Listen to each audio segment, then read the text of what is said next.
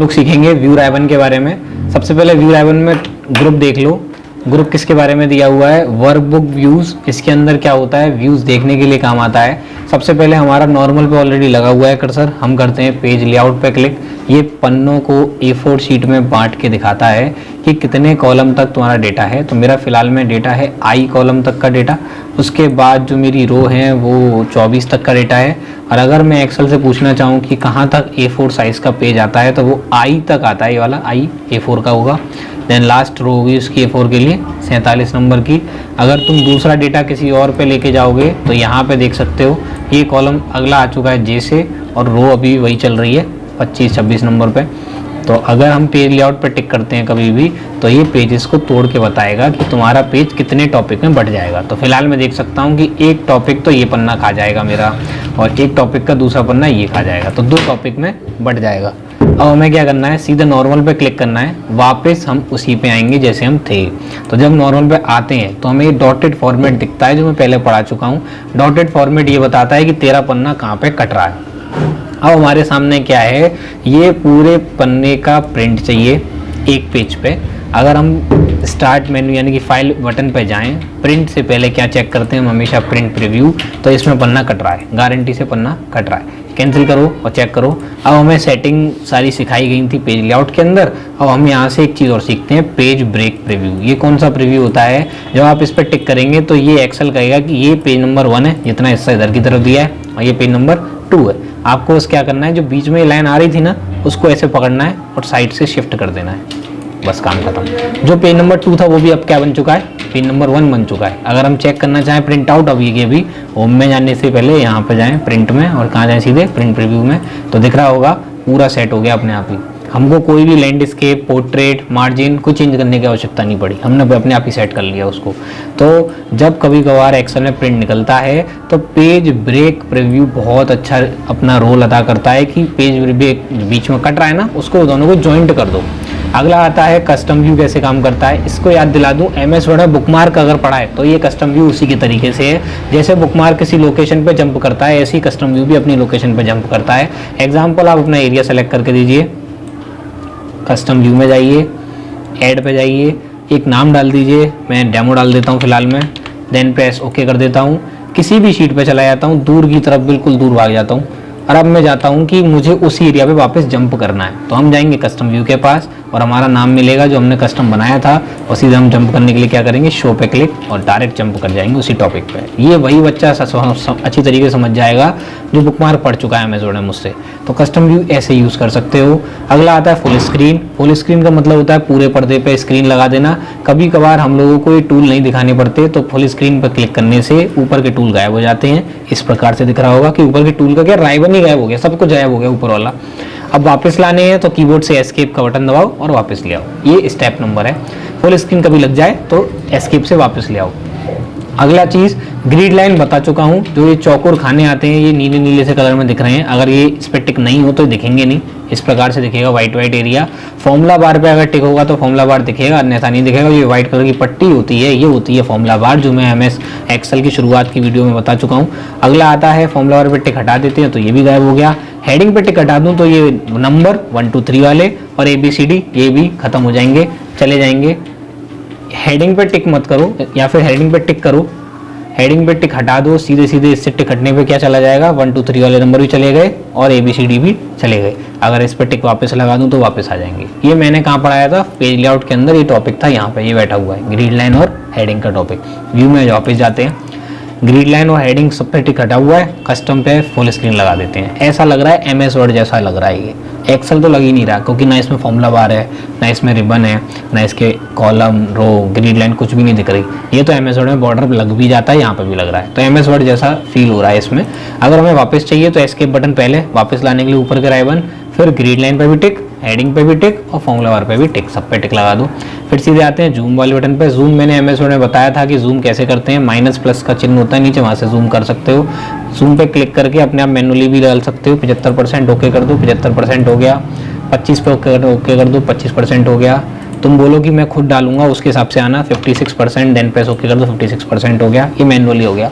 किसी बच्चे ने बोला कि मुझे कम से कम करना है, मुझे बहुत कम करना है, तो 100% पे टिक कर दो, 100% हो गया, एकदम से fit into window. Zoom to selection क्या होता है, जब मैं कभी कभार पढ़ाता हूँ तो मुझे इतने एरिया को जब मैं फोकस करना है तो मैंने सिलेक्शन दे दिया एक्सेल को और सिर्फ क्लिक कर दो जूम टू सिलेक्शन, इतने एरिया पे अपने आप ही क्या हो जाएगा, जूम हो जाएगा। जो तुम्हें यहाँ से माइनस करके तुम कम करते हो, प्लस करके ज़्यादा करते हो, वो एक झटके में एक्सेल क्या करता है, इतना area select, zoom to selection, इतने एरिया पे जूम हो जाएगा, जिसका तुम यूज़ कर सकते हो। और एक एरिया में 100% बिल्कुल वापस आ जाएंगे पहले ऐसा। अगला क्या है, एमएस वर्ड की तरीके से विंडो का ऑप्शन, या एमएस एक्सेल का एमएस वर्ड से रिलेशन है। न्यू विंडो का मतलब होता है कि यही एक्सेल की शीट एक और एक्सेल की शीट कन्वर्ट हो जाए और कॉपी पेस्ट अपने आप हो जाए। तो न्यू विंडो पे क्लिक करो, ये देखो 2 एक्सेल बन गए होंगे, जैसे एमएस वर्ड में पढ़ाया था भैया ने, ऐसे यहाँ बता रहा हूँ। एक्सेल की टॉपिक ये और दूसरे पे अपने आप जनरेट हो गया। अगर हम अरेंज ऑल का कमांड दें तो दोनों एक्सेलों को वो टाइटल अरेंज करेगा दोनों विंडोज़ को, और कुछ ऑप्शन पूछेगा। पहला ऑप्शन पूछता है टाइटलेट, इस पर ओके कर दो। टाइटलेट का मतलब एक तरफ लेफ्ट और एक तरफ राइट, इसमें भी तुम 100%, देन इस पर भी 100% लगा, दोनों साथ साथ में। अब क्या करेंगे, अरेंज ऑल फिर वापस जाएंगे, हॉरिजॉन्टल माने ऐसे की तरफ रो के सेक्शन में, देन प्रेस ओके, रो सेक्शन में आ गया ये, और इसका अलग पढ़ सकते हो और इसका भी अलग पढ़ सकते हो। फिर अरेंज ऑल पे जाओ दोबारा से, वर्टिकल माने कि कॉलम के सेक्शन में बढ़ जाएगा, इस प्रकार से वो नीचे की तरफ, ऐसे ही वो नीचे की तरफ। अरेंज ऑल पे फिर वापस जाओ। अब आता है कास्केड विंडो, जो एक के ऊपर एक और लड़ी सी बना देता है। कैंसिल करो, मैं दिखाता हूँ। अब मैं एक्सेल की शीट ले रहा हूँ, देख सकते हो कितनी सारी शीटें हैं, कम से कम 5 शीटें हैं। कास्केड विंडो बनाना चाहते हैं, क्लिक करेंगे, कास्केड पे टिक करेंगे और देन ओके करेंगे। ये सब विंडो कास्केड कहलाते हैं, जिसके ऊपर एक के ऊपर एक लड़ी लग जाती है। और अगर सबको देखना चाहते हैं तो सिंपल है, क्लिक करो और अरेंज ऑल, और इसको टाइटलेट दे दो, ओके कर दो। सब के सब विंडो सेट हो गई हैं, एक अलग सेट, एक अलग सेट, एक अलग सेट, एक अलग सेट, और एक अलग सेट। अब इनमें से कैंसिल करनी हो या फिर कास्केड करनी हो तो वो कास्केड करके तुम हटा सकते हो। अब वो कह रहा है विंडोज ऑफ एक्टिवेट बुक, जौन सी बुक पे काम चल रहा था वो सामने लाइए। तो वो बुक पे जो काम चल रहा था वो ये थी, वो सामने आ चुकी है, जिसका नाम है बुक नंबर 1:1। अगला आता है फ्रीज पेन, ये कैसे काम करेगा। फ्रीज पेन देखो मैं बताता हूँ। एग्जाम्पल, जैसे मैं डेटा पे थोड़ा जूम करता हूँ और थोड़ा जूम कर दिया, ये क्या है कंडीशन, जब वो बंदा कोई डेटा चढ़ा रहा है तो उसको इंग्लिश में बोलते हैं डेटा एंट्री का काम। डेटा एंट्री का काम होता है डेटा चढ़ाने का। तो एक्सेल पे डेटा दे दिया जाता है, प्रिंट आउट करके और चढ़ाते रहो बैठे बैठे। अब क्या कर रहा है वो, जब वो नीचे डाउन करता है तो ऊपर की जो हेडिंग दिख रही है संडे वनडे वाली, ये गायब हो जाती है। वो कंफ्यूज हो जाता है कि मैं कौन सी हेडिंग पे चल रहा था। ऐसे अगर वो राइट हैंड साइड नेक भी शिफ्ट हो जाए तो राइट में नेक जाता है, वो पहले वाला कॉलम गायब हो जाता है, जनवरी फरवरी वाला। तो फिर वो कंफ्यूजन में हो जाता है कि मेरी हेडिंग कौन सी थी, मैं भूल गया। तो नीचे देखो, अब बिल्कुल ही भटक जाओगे, ना संडे मंडे पता चल रहे हैं, ना जनवरी फरवरी पता चल रहे हैं। तो एक्सेल एक ऐसा ऑप्शन देता है कि तुमको कंफ्यूजन नहीं होगा। जैसे एग्जांपल, किसी को हेडिंग फिक्स करनी हो तो 1 पे क्लिक करना है, फ्रीज पेन पे जाना है और सीधे जाना है फ्रीज पेन टॉप रो के ऑप्शन पे। इससे क्या फायदा होगा कि तुम्हारा संडे मंडे वाला रो अपनी जगह से हिलेगी नहीं। इस प्रकार से कितना भी नीचे चले जाओ, रो अपनी जगह फिक्स हो चुकी है, वो अपनी जगह से नहीं हिलेगी। तुम स्क्रॉल कर लो, कोई बात नहीं। अगला, इसको हटाना हो, दोबारा जाओ फ्रीज पेन के पास और अनफ्रीज कर दो। अनफ्रीज करके वापस हो जाता है, फिर अब ये हिलेगी, अपनी जगह से हटेगी। अब ऐसी कॉलम अगर हटाना हो, ए पे क्लिक कर दो, फ्रीज पेन पे टिक कर दो और फ्रीज पेन के यहाँ पहला ऑप्शन मिलेगा लास्ट वाला, फ्रीज फर्स्ट कॉलम, तो क्लिक कर दोगे तो अब तुम्हारा कॉलम फिक्स हो गया। वो कॉलम कहीं नहीं जाएगा, ये अपनी जगह फिक्स रहेगा, चाहे कितना भी दूर चले जाओ ये कॉलम नहीं जाएगा। अब मन में प्रश्न ये उठता है कि हमारी कॉलम ये है ए वाली और रो ये है, क्या मैं ये दोनों को फिक्स नहीं कर सकता एक साथ में कि ये अपनी जगह से ना हिले? तो बिल्कुल कर सकते हैं। कैसे करेंगे, पहले तो अनफ्रीज कर देंगे फ्रीज पेन पे जाकर के, फिर हम पहले कॉलम को देखेंगे, ये ए है, ए वाला कॉलम, और ये है इसकी रो 1 वाली। तो इसमें संडे और जनवरी कहाँ से मिलके बने, 144 वाले सेल एड्रेस है, जिसका सेल एड्रेस है B2। अगर मैं B2 को फिक्स कर दूं तो ये सब जगह से नहीं हिलेगा। B2 कैसे फिक्स करेंगे, सेलेक्ट करेंगे B2 को, फ्रीज पेन पे जाएंगे, ना जाएंगे टॉप रो के पास, ना जाएंगे फर्स्ट कॉलम का, सीधे जाएंगे फ्रीज पेन के पास, फ्रीज पेन पे टिक कर देंगे। अब ध्यान से देखना, ये सेल एड्रेस अपनी जगह से नहीं हिलेगा। चाहे तुम नीचे चले जाओ तो तुम्हारी हेडिंग गायब नहीं हो रही, और चाहे तुम राइट में चले जाओ तो तुम्हारा ये कॉलम गायब नहीं हो रहा। ये कैसे काम करता है, फ्रीज पेन पे काम कर रहा है। देखो जैसे मैं अभी इधर जा रहा हूँ, मेरा कॉलम नहीं हिल रहा, कॉलम फिक्स है। डाउन चला जाऊँ तो मेरी रो नहीं हिल रही, कॉलम फिक्स है, कहीं नहीं जा रहा। इसको बोलते हैं फ्रीज पेन। वापस लाना है, क्लिक करके रखो 144 पे, फ्रीज पेन पे जाओ, अनफ्रीज कर दो। उसके आता है स्प्लिट। स्प्लिट माने होता है काटना, जैसे अमेज़न में पढ़ाया था। स्प्लिट पे टिक करिए, 4 हिस्सों में डिवाइड कर देगा वो। ये हिस्सा अलग चलेगा, देखो डाउन एरो से, ये हिस्सा अलग चलेगा, ये हिस्सा अलग ये इस अलग 4 हिस्सों में डिवाइड हो जाता है, जिसको प्रिंटिंग में यूज़ किया जाता है, यूज़ करने के लिए।